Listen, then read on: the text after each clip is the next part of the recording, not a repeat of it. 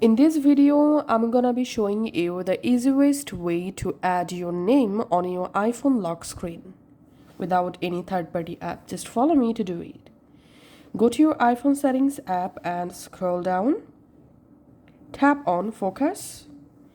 Now we will create a new custom focus. So tap on this plus icon and here select custom.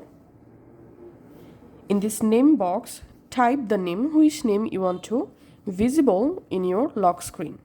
So I'm typing here a name.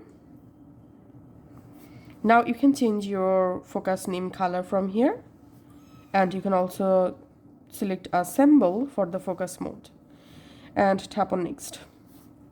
Tap on customize focus and here just leave as it is. Once the focus successfully created, open your control center. In control, tap on focus, and now we have to enable or turn on the focus we just created. So I'm just turning on the focus with my name. Once the focus turned on, I'm going to my lock screen, and as you can see at the bottom of my lock screen, my name successfully showing. So that's how we can actually add our name in our iPhone lock screen. Thanks for watching.